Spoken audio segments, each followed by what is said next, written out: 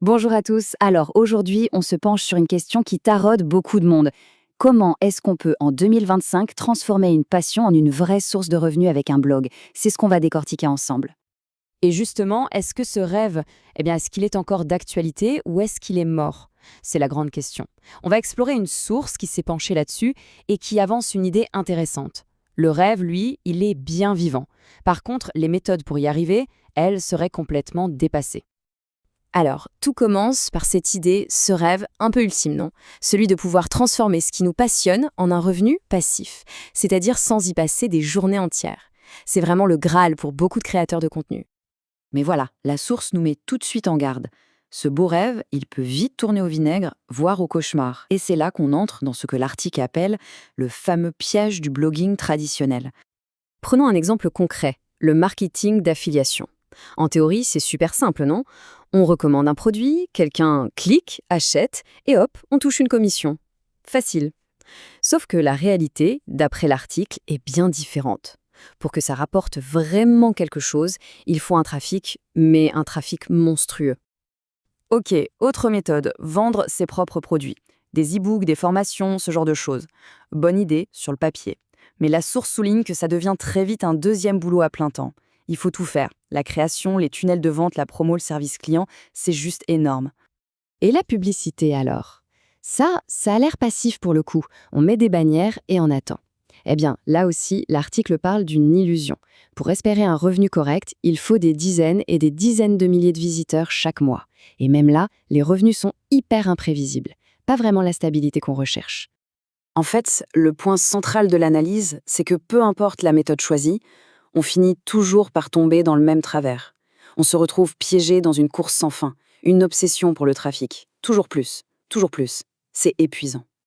Et les conséquences de cette course folle, elles sont assez claires. On se retrouve à y consacrer un temps fou, comme un vrai job, mais pour des revenus qui font les montagnes russes. C'est hyper décourageant. Et c'est ce qui mène, selon la source, à l'épuisement, au burn-out et finalement à l'abandon pour beaucoup de créateurs qui étaient pourtant partis avec plein de passion. Bon, après ce constat un peu sombre, l'article ne nous laisse pas comme ça. Au contraire, c'est là qu'il y a un vrai tournant et qu'une nouvelle stratégie est proposée. Une approche présentée comme carrément révolutionnaire. Cette nouvelle approche, elle s'incarne dans une plateforme nommée Ubili. Et ce qui est intéressant, c'est que la source ne la décrit pas juste comme un outil de plus, mais vraiment comme une philosophie différente, une nouvelle façon de penser la monétisation de son blog. Et la philosophie au cœur de tout ça, c'est quoi?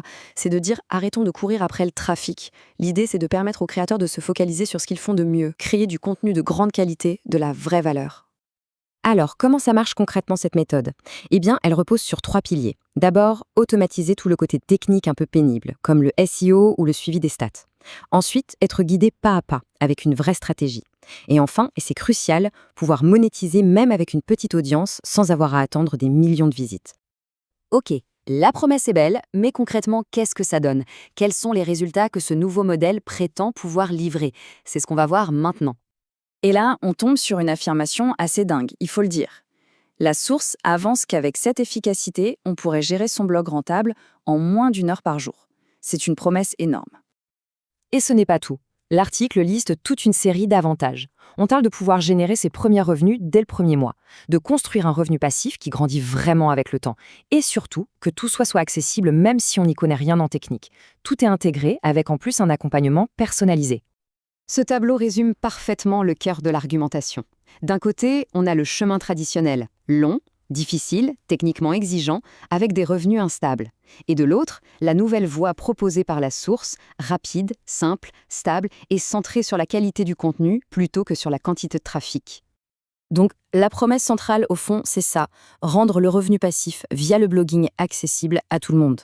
Plus besoin d'être un expert du marketing ou un gourou de la technique, l'idée, c'est une vraie démocratisation du truc.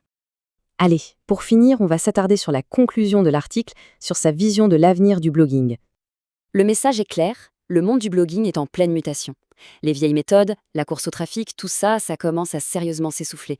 La clé de succès pour 2025 et les années à venir, ce serait donc de s'adapter, d'adopter des outils plus malins, plus efficaces. Et tout ça, ça nous amène à une dernière question. Une question assez vertigineuse en fait. Si l'automatisation s'occupe de plus en plus de la partie technique, de la stratégie, du travail de fond, quel devient le rôle le plus précieux du créateur? Qu'est-ce qui reste d'irréplaçablement humain dans tout ça?